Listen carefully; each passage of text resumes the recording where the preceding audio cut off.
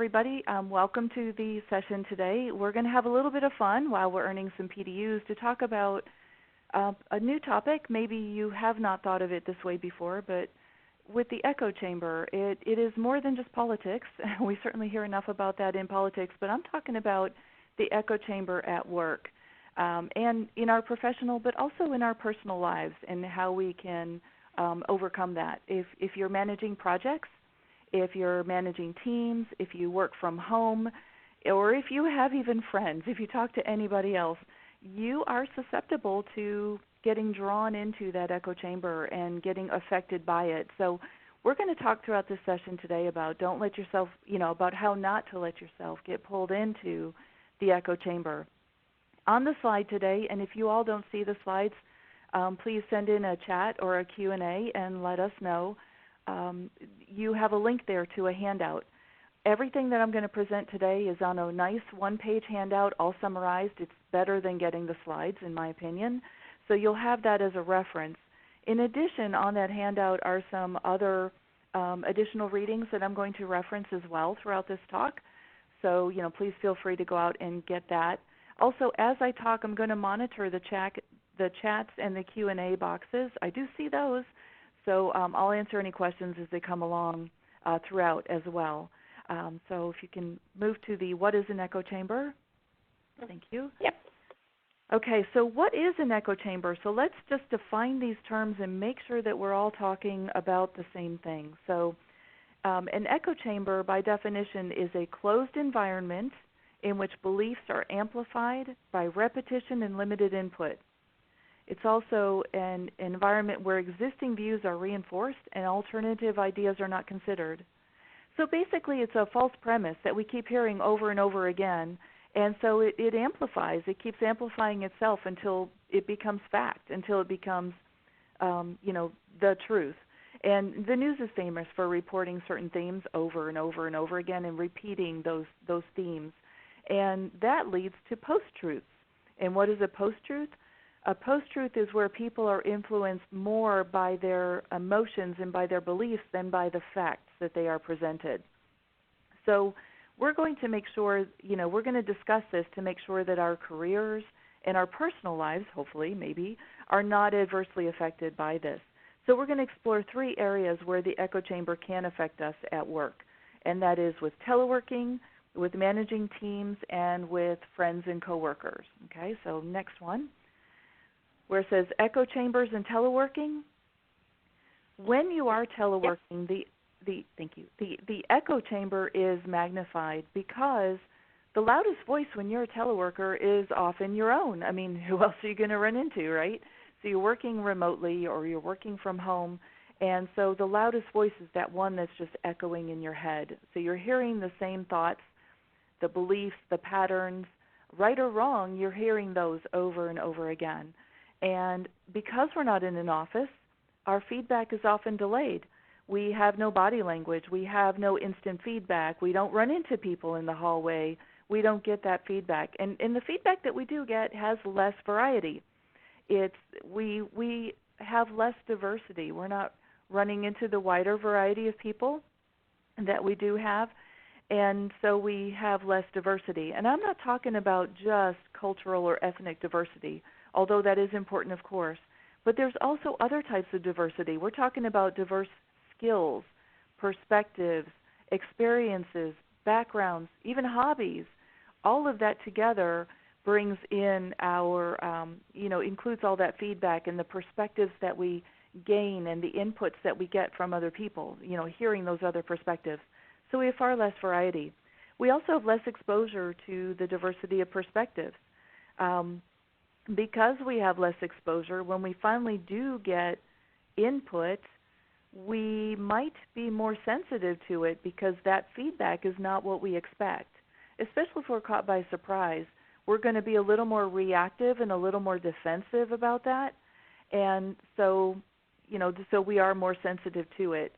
And that false truth becomes our post-truth. And in the end, we value our own opinions and feelings over the feedback that we're getting and over the facts. And so we tend to be caught by surprise. So one of the talks I've got coming up with ITMPI or CAI now, is 6 tips for successfully teleworking. And that's an upcoming talk, and we're going to talk about how to do that well, so that partly to avoid the echo chamber, but also to be a good teleworker, to make it work for yourself and for your company. Okay, next slide. Thank you. For echo chambers on projects and teams, so when we are working on projects, or if we are managing a team, especially if they're remote, we may not be involving all stakeholders appropriately.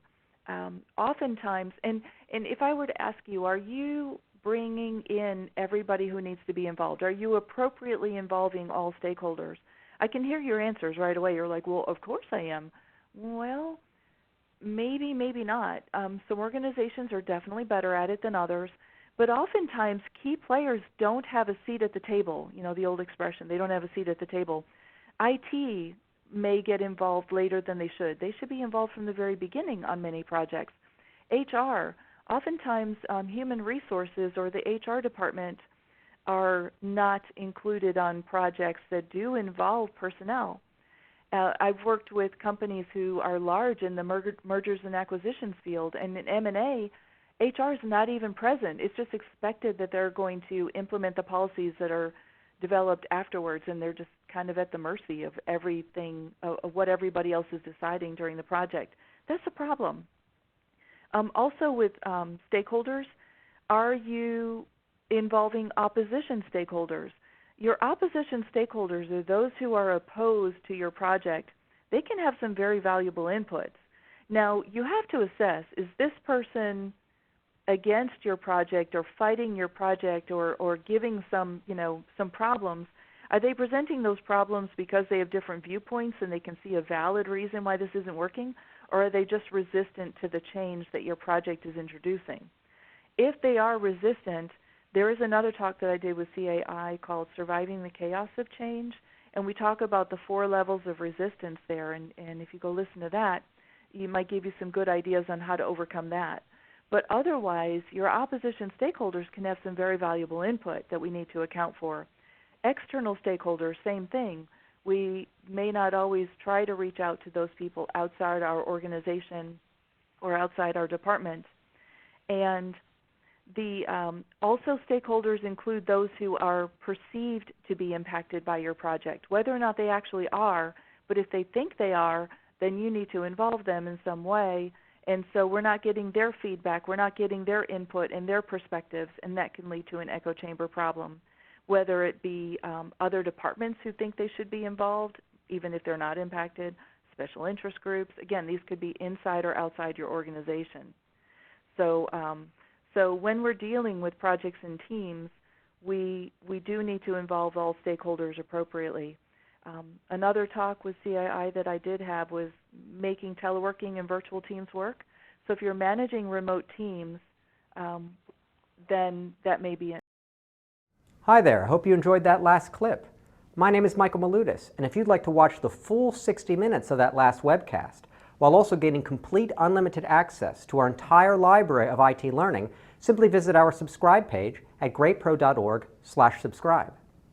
Unlimited annual access is $199 per year, but if you use the coupon code LEARN to earn, you can drop that membership fee to just $149. That's less than $13 per month for unlimited access to over 1,000 hours of on-demand career development, covering the entire spectrum of IT management best practices, including business analysis and requirements, software development, quality and testing, risk management, process improvement, project management, and even digital transformation. But your membership doesn't just give you unlimited access to our vast learning library. You also get free access to our mobile app, as well as direct access to our network of over 300 of the world's leading IT consultants, all of whom are dedicated to putting practical knowledge at your fingertips so that you can learn more and earn more. I hope you will join me in becoming a member of the Great IT Professional and advancing your career with us. And if you're on YouTube, don't forget to hit that subscribe button above so that you get notified whenever we publish new free webcasts each week of the year. Thank you for your time and best wishes for your continued success.